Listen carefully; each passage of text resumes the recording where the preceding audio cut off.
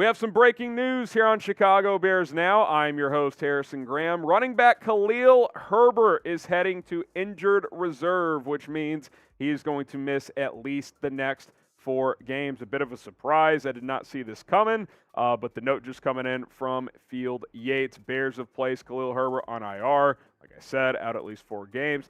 Other minor notes, Kingsley Jonathan, the defensive end, has been waived. The Bears have also claimed defensive back Justin Lane off of waivers. Not much thoughts on that little move there. Lane, 6'2", about 200 pounds. Kingsley Jonathan hasn't shown much at defensive end.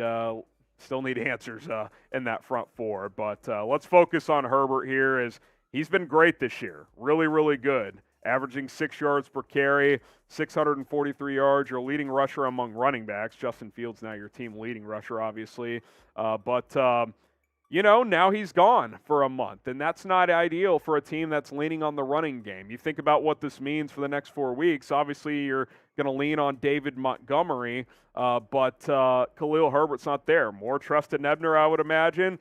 Could Velus Jones get involved at the running back position? I'm not sure, but it won't be Khalil Herbert, who I think has been your best running back this year, especially running the football. So not an ideal situation for the Bears. Sounds like it's a hip injury, I believe. So I don't know when it happened in the Lions game. I'm not sure if he woke up sore. They did some kind of an x-ray and something flared up, but not good. Not good to lose one of your best offensive players at this point in the season. Now, what is your confidence level in the running game without Khalil Herbert? Scale it from 1 to 10 for me. And coming up, more Bears news and rumors that we filmed prior to this news dropping around Khalil Herbert.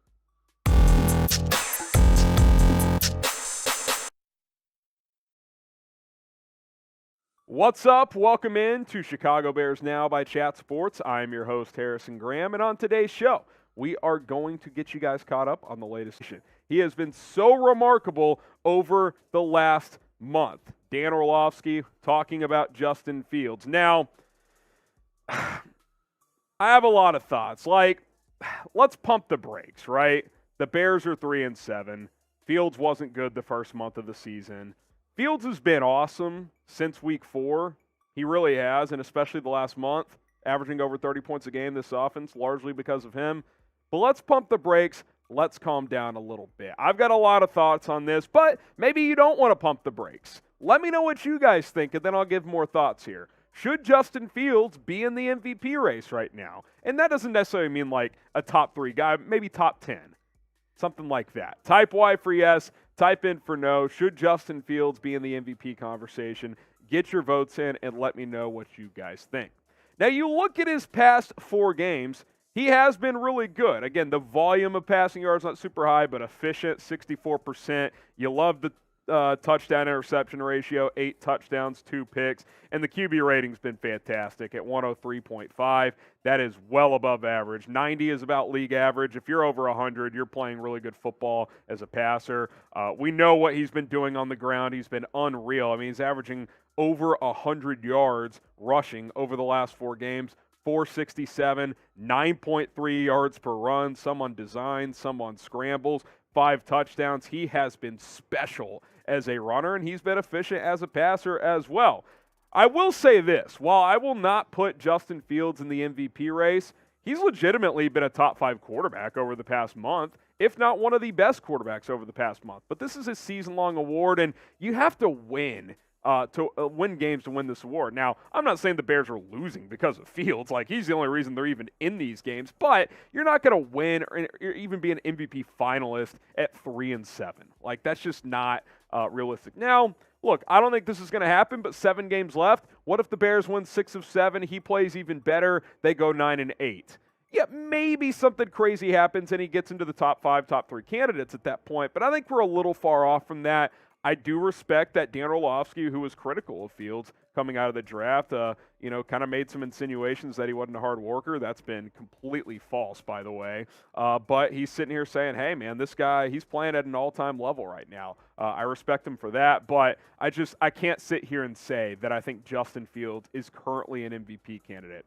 Is it impossible by the end of the season he's there? No, but the Bears are 3-7. I don't think MVP talk is where we're at with Justin Fields, and no one loves Justin Fields more than me. I can promise you that. Now, today's show is presented by Established Titles. Lord Justin Fields is what they're going to be calling him soon, and you guys can get a plot of land in Edelston, Scotland with Established Titles. We'll get that video playing here on your screen here in just a second. Established Titles is a fun and novel way to preserve the natural woodlands of Scotland while helping global reforestation efforts. It is a project based on a historic Scottish custom where landowners are referred to as lairds, lords, and ladies in English. Title packs give you at least 1 square foot of dedicated land with a unique plot number on a private estate in Edelston, Scotland, and an official certificate with a crest. We plant a tree with every order and work with global charities, One Tree Planted, and Trees for the Future to support global reforestation efforts. You could officially add the title of Lord or Lady on your credit card, your plane ticket, your dating profiles, and more.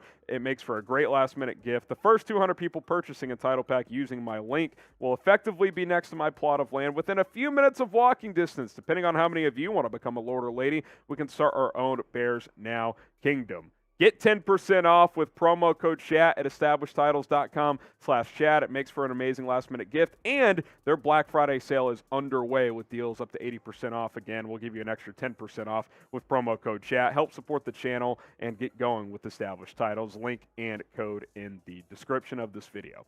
All right, where is Chase Claypool? Like, seriously.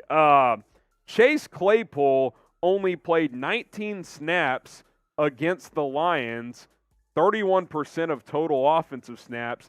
That is less than the first game against the Dolphins, in which he was only in Chicago for 3-4 days before kickoff, so clearly had less time to prepare learning this new offense. This is honestly inexcusable by the coaching staff. It's one of two things. One, it makes no sense by the coaching staff to play him this little. Two, Claypool is just not doing what he needs to get up to speed. Now, I don't expect him to know the whole playbook, but guys, you traded a second-round pick for him. I don't need to see Equinemius St. Brown as much as we have. Byron Pringle has hardly played this year, and they activate him and play him more than Chase Claypool. Explain that to me. And I'll take it a step further as well. Matt Eberflus, Luke Getsy, whoever's making these decisions. Why are guys like St. Brown, who I get it, he's done some good things, Pringle, I get it, you gave him $4 or $5 million, Dante Pettis playing over Chase Claypool, N'Keal Harry, and Velus Jones Jr.? I get Velus Jones has not earned a lot right now, but you're a 3-7 team now. You got to start playing guys that you think could be here next year. Is EQ for sure going to be here? I doubt it. Maybe he is, but he's not going to have a big role next year. At least he shouldn't. Is Dante Pettis going to be on this team with a big role that next year? If he is, that's a problem. I don't know if Velus is going to pan out, but don't you think we should play him more and see what happens? N'Keal Harry, I know you only traded a 7th for him, but I actually like what he was showing, and then he's a healthy scratch. Claypool's the obvious one. Like, get him out there, let him make some mistakes on the fly if that's what it comes down to. This is a guy that you traded real capital for. He's got to be playing. Period. End of story. You got to figure out how big of a need receiver is going to be this offseason. It's clearly going to be a need, but how big of a need is it going to be with him and Mooney?